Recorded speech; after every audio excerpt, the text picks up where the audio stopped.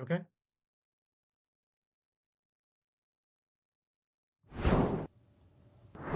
Good morning and welcome to WAVY Digital Desk. I'm your host, Sarah Good. This morning, we're going to be talking about last night at the RNC, night 4. It was the final night where we heard Trump speak for the first time since the attempted assassination. We're going to have Ben Mileski back on with us today. Dr. Benjamin Mileski is with the Political Science Department at Old Dominion University. He was with us on Tuesday taking a look at last weekend as well as the first day of the RNC. But now, as the week continues, we're hearing increasing calls of people pretty high up in the Democratic Party talking about Biden and his calls for him to exit. So we're going to get opinions on that and hear a little bit about what you're seeing on screen right now, what you heard last night in Trump's speech. So I'm going to bring Ben on now. Thank you so much for joining us back just a few days later. Good morning. I just want, first thing is, and I'll pull up on screen in a second. On Tuesday, we were sort of, forecasting what Trump potentially might talk about. We were talking about themes of unity and different things that people were saying he changed the tune of his speech. He was rewriting it. What did you hear last night and what were your thoughts? I think last night, you'll hear it in the media today. It was kind of a tale of two Trumps, right? And I think for the first 20, 25 minutes of his speech, he did exactly what both his campaign and kind of the rumors bandied about were saying was we saw a much softer Trump. We saw one more introspective and reflective on kind of the events of the weekend. We saw some really powerful moments speaking to the victims of the events of Saturday. There's going to be a picture that I think will go down in history of him going over to um, the firefighters' uniform from the individual who was killed on Saturday and kind of respecting it and giving it a kiss. I mean, I think that's going to be very powerful.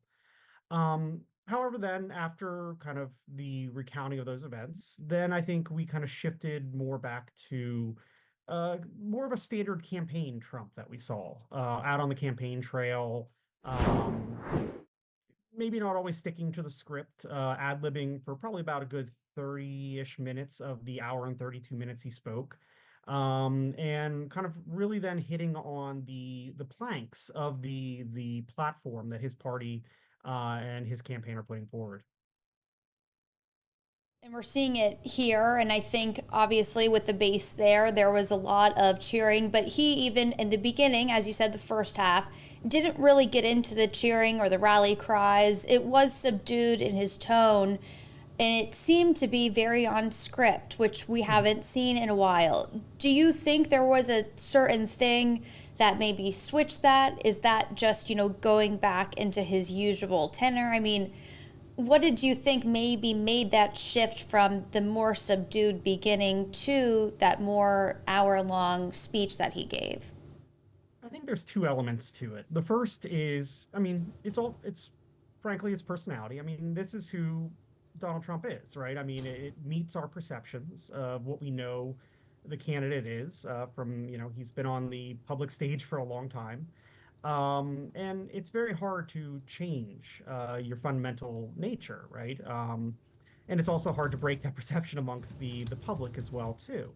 The second element also, I think, is just the energy in there. We've heard reports all week that the energy of the RNC was basically not seen last in a party since like the 2008 Obama convention, right? So I think that energy is infectious. And there is something to the fact that when you're standing before a packed house that is just buzzing with that energy and we can talk about political unification, right? Party unification that night.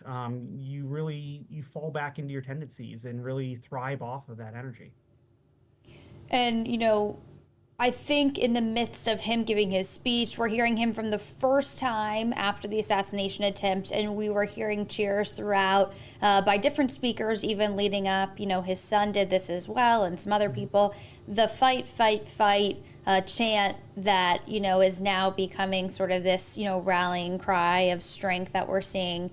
Do you think that strength was shown last night, especially, in the backdrop when a lot of people are talking about, the strength of Biden? Hmm. Yeah, I mean, if you just look at, kind of the theme of the week, right? Each day had kind of a different theme, going from um, wealth and prosperity to strength and security to this night being very much focused on strength and strength through unity, strength through, in some instances, humility, right? I mean, Donald Trump used the word humble, which I don't think anyone really expected. And you look at the speakers leading up to his speech. I mean, you're bringing in people like Hulk Hogan and Dana White, right? People that are entertainers and people that are focused in industries that, are pervasive of strength. So I very much think that it was purposeful, and it very much does reflect kind of the tenure going for or the tenor of the campaign going forward. And some of those people that spoke for Trump, those figures that a lot of America will know, they're a part of pop culture. Do you think that's trying to get more people, I guess, involved that maybe is not a part of his base? Because as much as he's speaking to the delegates in the room, he also is speaking to millions of Americans at home that are watching this or watching this maybe in clips on social media the next day on YouTube. I mean, what do you think the gain is there? So if you look at kind of Wednesday night when JD Vance spoke, that was very much from the context and the tenor of his speech. That was an olive branch out to an expansion of the electorate, right? Speaking to what Trump was able to do back in 2016, reaching to Rust Belt voters, reaching to voters that maybe the Democratic Party has left behind through policy or just believing that perhaps that they are maybe taken for granted. They'll just come out and naturally vote for Democrats. And that's what I think JD Vance's speech was very much focused on.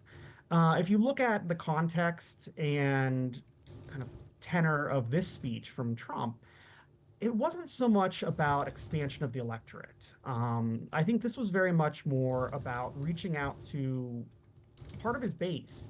That might be those low propensity voters, ones that might sit on the couch and stay in on election day. And if you put this in the context of where we are in the race, you look at, pretty much any national news network, larger polling firms, they're projecting out to the race to 2020 or 270, right? To how many electoral votes you need to win the presidency.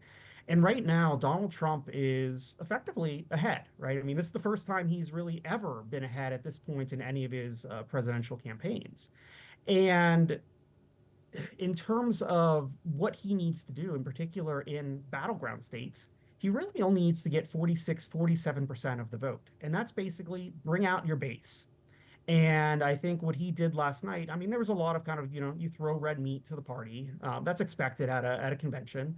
But by bringing out speakers like Dana White and Hulk Hogan and speaking in the way he did, speaking, bringing out a connection to pop culture and cultural events and bringing in religious leaders like Billy Graham's son, Franklin Graham, you're really trying to get out those voters who might sit on the sidelines. And you just got to get to that 47% basically, because you have people like RFK, potentially Cornel West, Jill Stein, that are going to be in there sucking up some of those middle votes.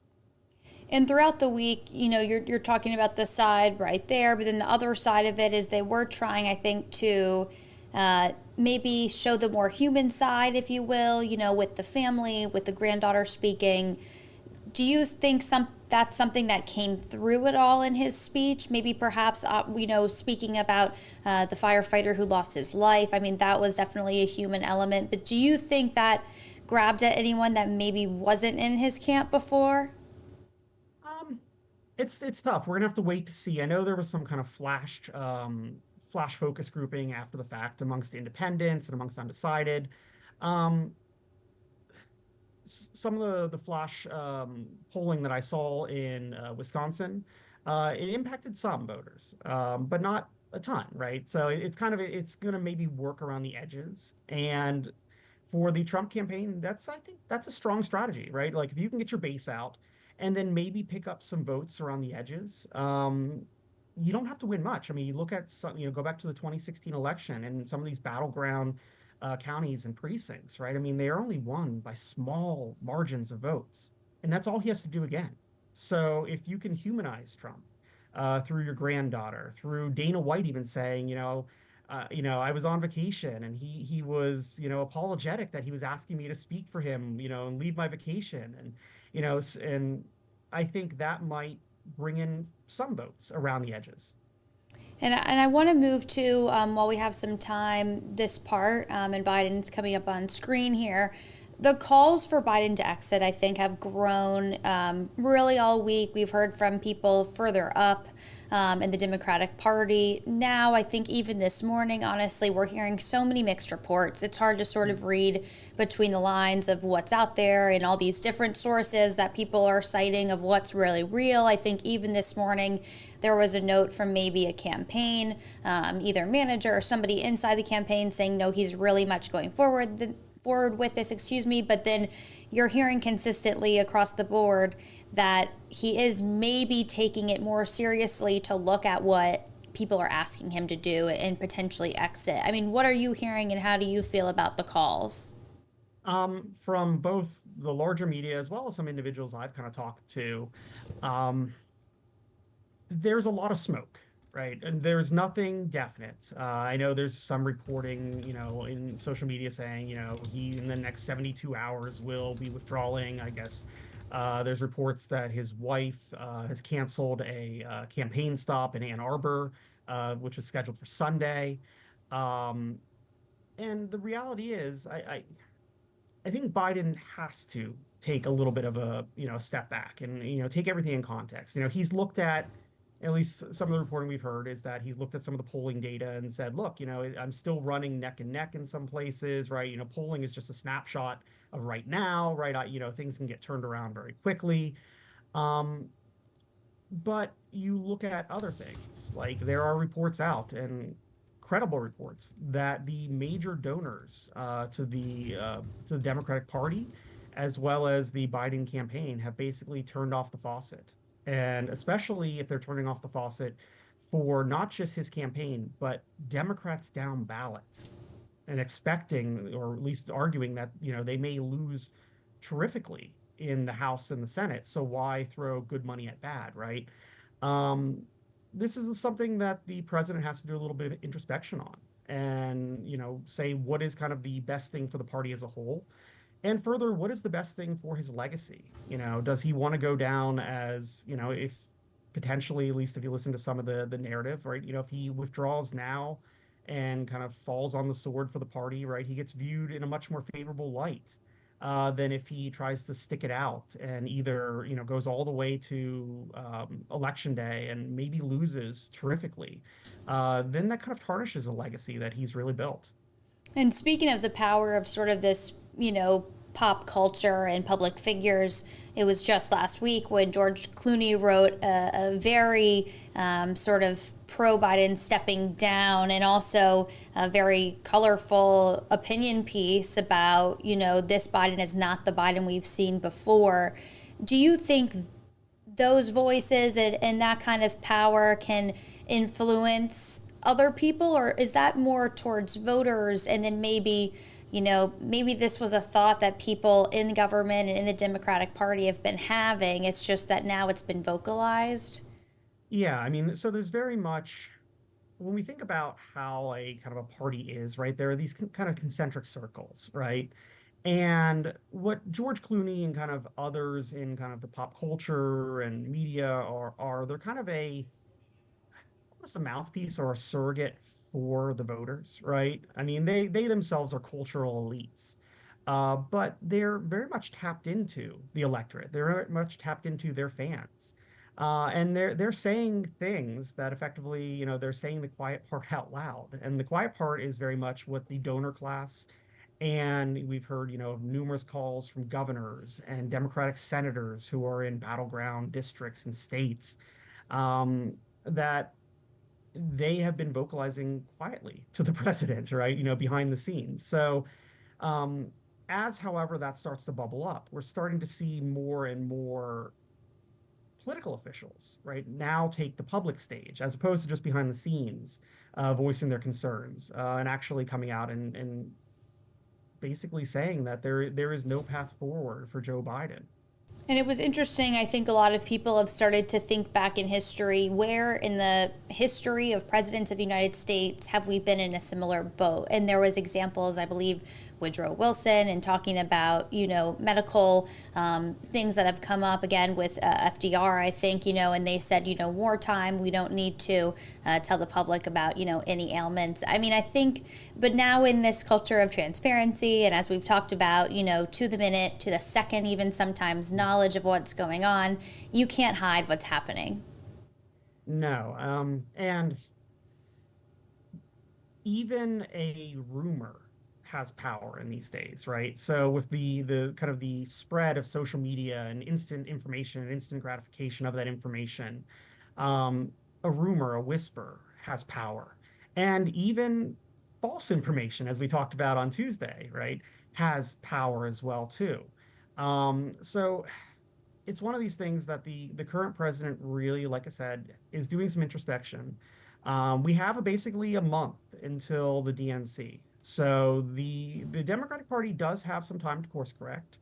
Um, what is the best option is difficult, right? I mean, there are both pros and cons to either going straight forward with Kamala Harris or going to some sort of open convention and seeing what happens there.